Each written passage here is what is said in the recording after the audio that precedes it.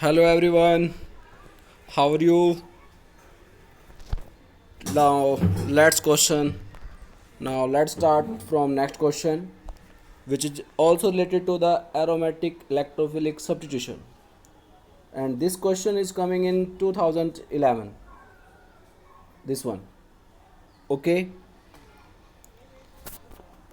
तो देखते हैं क्वेश्चन क्या आया हुआ है. Write the mechanism and sketch the write the product and sketch the mechanism of this compound. ट्रिफ्लेट जो CF3 ग्रुप लगाओ, इसके लिए आपको थोड़ा सा ओरिएंटेशन आनी चाहिए कि अगर बेंजीन रिंग पर अगर इलेक्ट्रॉन डोनेटिंग ग्रुप लगा हो, इलेक्ट्रॉन विड्रॉइंग ग्रुप लगा हो, तो तभी आप उससे रिलेटेड ये क्वेश्चंस कर सकते हो.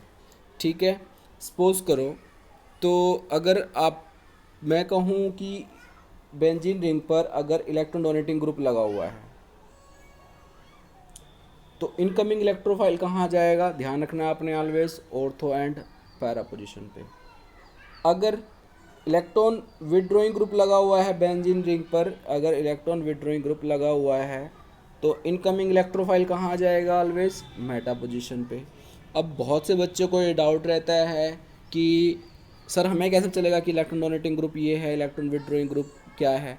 तो आपने ध्यान रखना है जितने भी कार्बन फैमिली के फंक्शनल ग्रुप है, जैसे कि एल्डिहाई एसिड, कीटोन, ठीक है, एल्डिहाइड, ठीक है, एस्टर, अमाइड, ठीक है, अमाइड CuNH2, ठीक है, CuNH2, यहाँ तक कि आपका नाइट्राइल और यहाँ तक कि आपका CF3, ठीक है, ये सारे के सारे और एक हाँ और NO2, ये सारे के सारे आपके कैसे हैं, इलेक्ट्रॉन विड्रॉइंग ग्रुप है.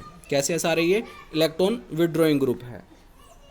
ठीक है, और अगर हम बात करें किसकी, इलेक्ट्रॉन डोनेटिंग की, तो इलेक्ट्रॉन डोनेटिंग में कौन कौन से आएंगे, जितने भी आपके नाइट्रोजन फैमिली के फंक्शनल ग्रुप है जिनके ऊपर क्या है, लोन पेयर है, जैसे कि NH2, ठीक है, NHCOCH3 एनिलाइड में, ठीक है, एसिटानालाइड, ठीक है, और यहाँ पर आप ले सकते हो ऑक्सीजन फैमिली में जैसे कि OCH3, OH, ठीक है, और CH3, और एस्टर का अगर वो एस्टर कहाँ से स्टार्ट हुआ, आपका OCOR से, अगर वो यहाँ से कनेक्टिंग है, तो ये भी आपके क्या होते हैं, इलेक्ट्रॉन डोनेटिंग ग्रुप होते हैं.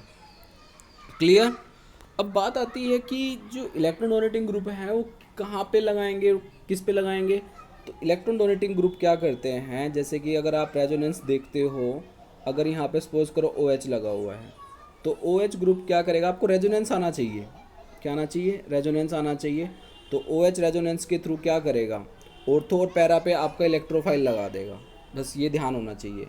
और अगर इलेक्ट्रॉन विड्रॉइंग ग्रुप लगा हो तो मेटा पे. तो अब हम क्या करते हैं, अपने क्वेश्चंस की तरफ चलते हैं. ठीक, हमारा क्वेश्चन ये है, अगर आपके पास ट्रिफ्लेट है, उसकी आप क्या कर रहे हो, नाइट्रेशन, ठीक है, ये नाइट्रेशन है, नाइट्रेशन मैकेनिज्म है, ठीक है. तो आपका A क्या बनेगा, ठीक है, फिर 50 डिग्री सेल्सियस और टेम्परेचर बढ़ा दिया गया, ठीक है, तो फिर क्या बनेगा. तो इसका मैकेनिज्म देखते हैं, आइए. तो ये हमारी 10th वीडियो है, अगर आपने पिछली वीडियो नहीं देखी है तो ज़रूर देखे जाके, ठीक है. और ये हमारा मैकेनिज्म स्टार्ट होता है. मैकेनिज्म में क्या है कि ये आपका फ्लोरोनाइट्रो था, दिस वाला. तो उससे पहले क्या करता है, फ्लोरोनाइट्रो BF3 के साथ मिलकर हमारा सबसे काम यही है, जनरेशन ऑफ इलेक्ट्रोफाइल. तो वो NO2 पॉजिटिव BF4 नेगेटिव ये जनरेट कर देता है. उसके बाद क्या करता है, CF3 आपको पता ही है, ये हाइपर कंजुगेशन के मैकेनिज्म के थ्रू क्या करता है, मेटा पे इसका इफेक्ट जाता है. ठीक है, रेजोनेंस में तो ये रेजोनेंस से तो हम दिखा नहीं सकते जैसे CH3, ठीक है. तो हाइपर कंजुगेशन से ये क्या करता है, मेटा डायरेक्टिंग होता है. तो हमारा जो नाइट्रो ग्रुप है वो कहाँ जाके लगता है, मेटा पे. तो इसने मेटा पे जाके ये लग गया.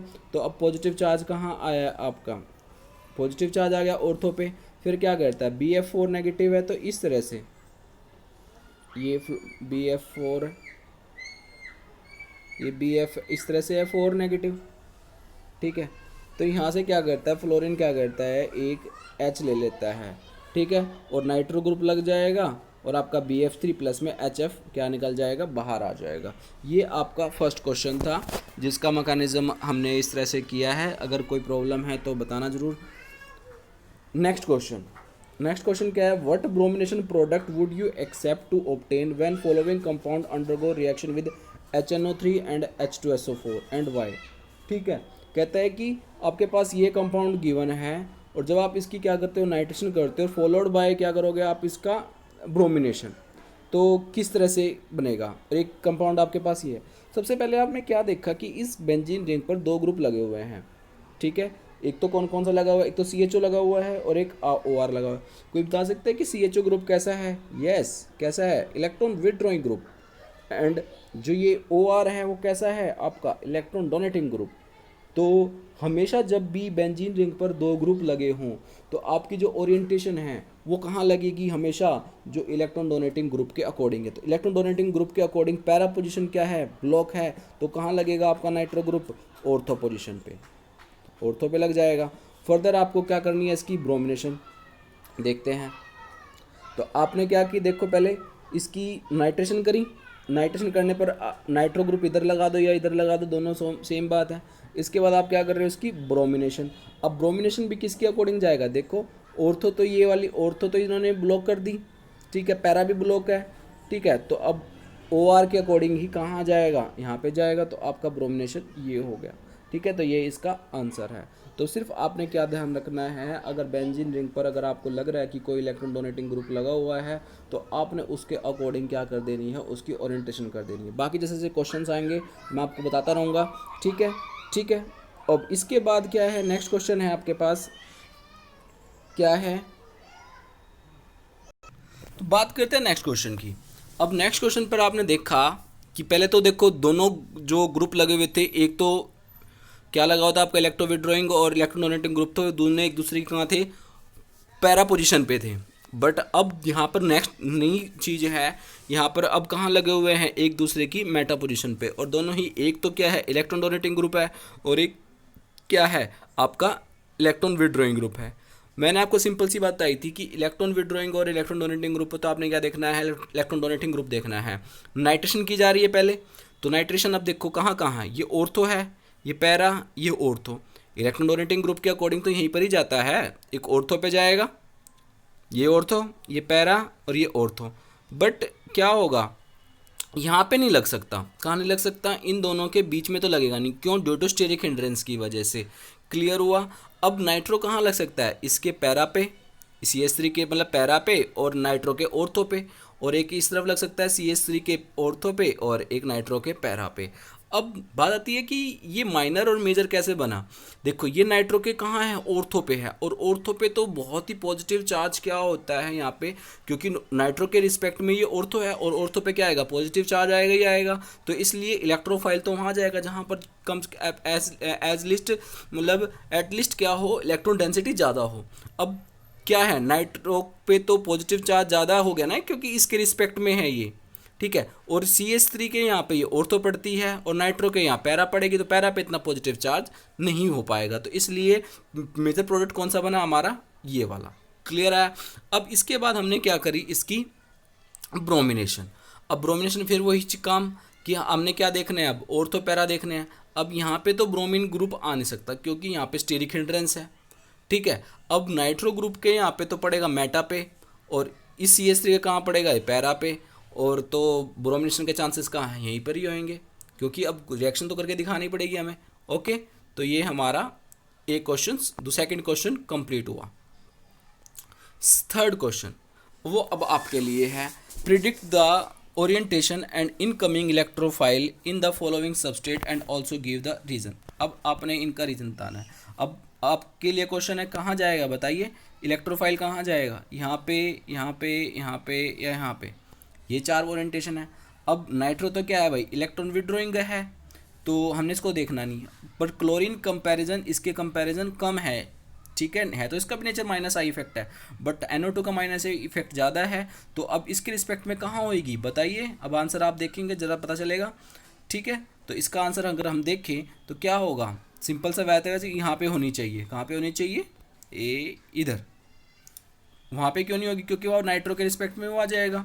ठीक है, देखो अब इसके केस में भी क्या बने, इन्होंने दो प्रोडक्ट बना दिए। अब तो एक तो ये बना और एक ये बना। मेजर माइनर अगर आप निकाल लोगे तो कौन सा मेजर होगा, दिस वन मेजर होगा इस बार। ठीक है, ये मेजर क्यों नहीं है, क्योंकि अब ये नाइट्रो ग्रुप के कहाँ पड़ रहा है, ऑर्थो पे, तो इस वजह से ये आंसर हमारा मतलब माइनर होगा। ठीक है, अब आपके पास ये दो ग्रुप हैं, अब ये है, ये भी बेंजीन रिंग है, ये भी बेंजीन रिंग है। ठीक है, बट अगर आप देख रहे हो तो ये वाला जो बेंजीन रिंग है किससे अटैच है, कार्बन से, और ये वाला बेंजीन रिंग किससे अटैच है, ऑक्सीजन से। अब जो है हमारी इलेक्ट्रोफिलिक रिएक्शन होनी है, वो कहाँ होनी है, जहाँ पर इलेक्ट्रॉन डेंसिटी ज़्यादा होगी। तो अब इलेक्ट्रॉन डेंसिटी किस केस में ज़्यादा है, इस बताइए, इस वाले रिंग पे ज़्यादा है या इस वाले रिंग पे ज़्यादा है। सिंपल सी बात है भाई, यहाँ पर लोन पेयर हैं तो लोन पेयर बेंजीन रिंग को इलेक्ट्रॉन दे रहे हैं, तो इस पे इलेक्ट्रॉन डेंसिटी ज़्यादा होगी, तो इसके ऑर्थो और पैरा पे हमारा क्या बनेंगे, प्रोडक्ट बनेंगे, और मेजर क्या बनेगा हमारा, ये मेजर बनेगा पैरा वाला। क्लियर हुआ। ठीक है, और यहाँ पे जो CO है तो बेंजीन रिंग को क्या कर रहा है, इलेक्ट्रोडेफिशिएंट बना रहा है। तो ये हमारे दो क्वेश्चन इस तरह से हो गए हैं। तो थैंक यू। आपको क्वेश्चन समझ में आए हो तो ज़रूर बताना। ठीक है, अगर कोई प्रॉब्लम है वो भी बताना। तो अगर आपको समझ में आया तो वीडियो को लाइक और सब्सक्राइब और शेयर करना ना भूलना। थैंक यू, मिलते हैं नेक्स्ट वीडियो के साथ। आपको नमस्कार।